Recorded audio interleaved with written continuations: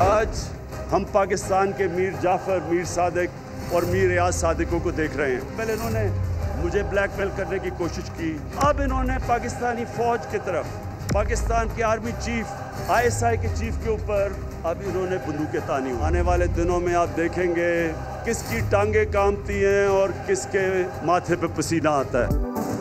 Opposition के मफादात मुल्की मफादात के ताबे नहीं रहे। कौम देखेगी किसकी टांगे कांपती हैं और किसके माथे पर पसीना आता है। वजीर आजम इमरान खान की गिलगित बल्तिस्तान से ऑपोजिशन को ललकार।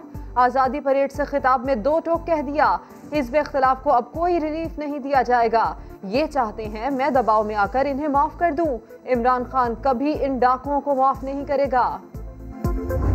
हमने वर्दी के ऊपर इल्जाम नहीं लगाना, पहचानना है उस वर्दी को दागदार करने वाले 2 या 3 किरदार कौन से हैं। जनरल आसिम सलीम बाजवा, कौम के नौजवान आपसे ये सवाल कर रहे हैं, आपके पास खरबों की जायदादें कहां से आई? आसमान से यहाँ कोई नहीं उतरा, सबको जवाब देना पड़ेगा।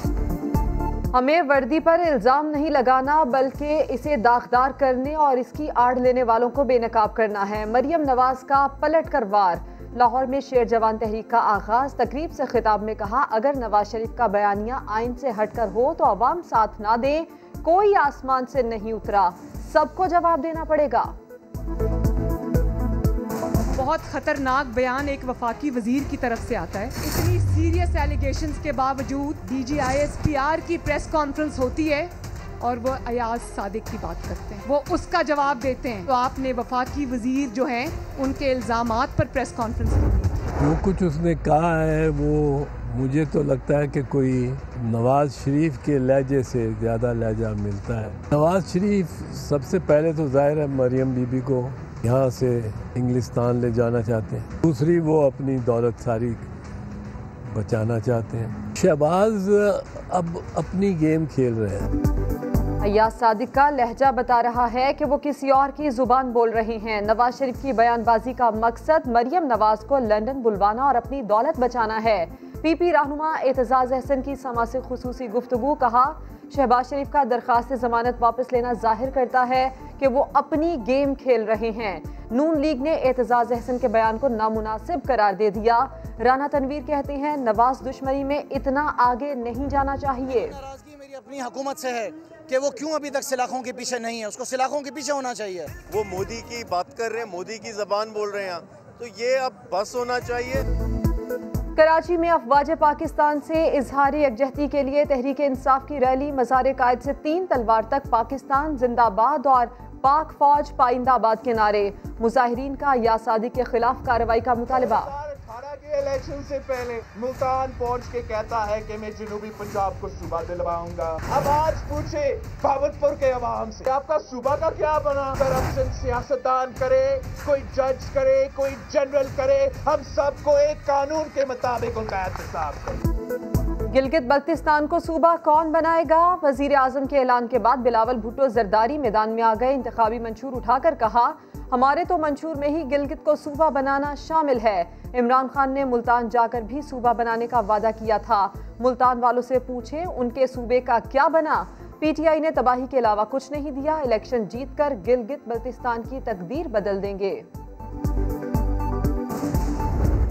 अब पेशावर और इस्लामाबाद की तरफ चलने का, बढ़ने का वक्त आया है और हम जब धरना देंगे तो ऐसा नहीं करेंगे जिस तरह मौलाना मुहतरम ने धरना दिया था, हम फिर वापस नहीं आएंगे। जमात इस्लामी ने भी हुकूमत के खिलाफ तबले जंग बजा दिया। सिराजुल हक का बाजोड़ जलसे में बड़ा ऐलान।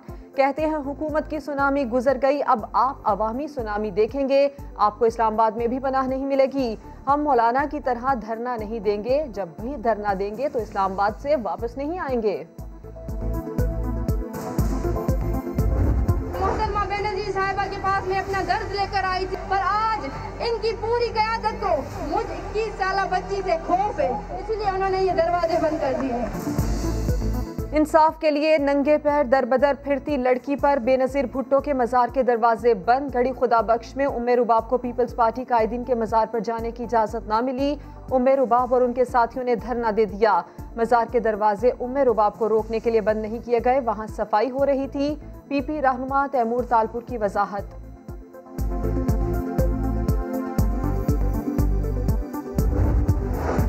मुल्क भर में कोरोना के हमलों में शिद्दत आने लगी। मुहलिक वायरस ने 24 घंटे में मजीद 17 जानें ले ली।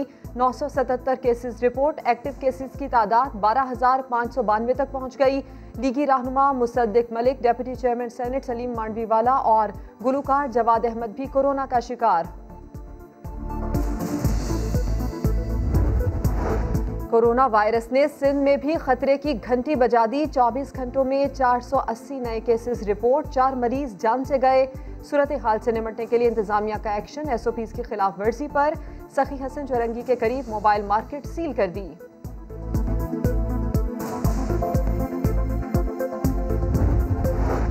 होटल 5 बजे तक खोलने की बातें हो रही हैं, ये किसी सूरत कबूल नहीं। ऑल रावलपिंडी रेस्टोरेंट एसोसिएशन मैदान में आ गई।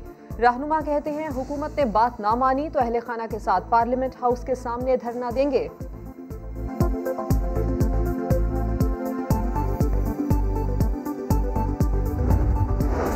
कराची के इलाके जमशेद रोड पर गुज़श्ता रोज फायरिंग के वाक़े का ड्रॉप सीन। मुफ्ती अब्दुल्ला पर होने वाला हमला लेन देन का मामला निकला। गिरफ्तार मुलजिम मुदस्सिर ने तहकीकाती इदारों को सब बता दिया। कहा फरहान नामी शख्स ने पैसे देकर हमला करवाया।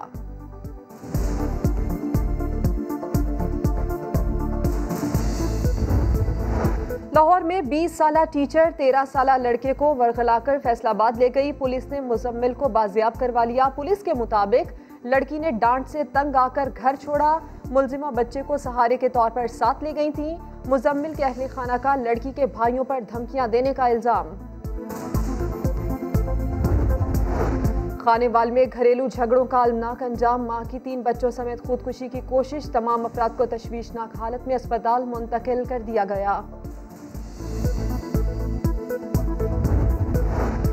गुस्ताखाना खाकों के खिलाफ मुल्क भर में एहतजाज। कराची में मुजाहिरीन की फ्रांसीसी काउंसलेट जाने की कोशिश। रावलपिंडी, बुरेवाला, नवाबशाह और दीगर शहरों में भी मुजाहिरे।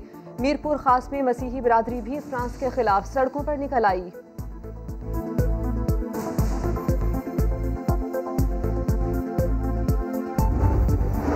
कराची वालों तैयार रहो, सर्दी आने वाली है। कोयटा में मौसम की अंगड़ाई, ठंडी हवाएं चलने लगी। सर्दी से निपटने के लिए शहरियों ने लुंडा बाजारों का रुख कर लिया।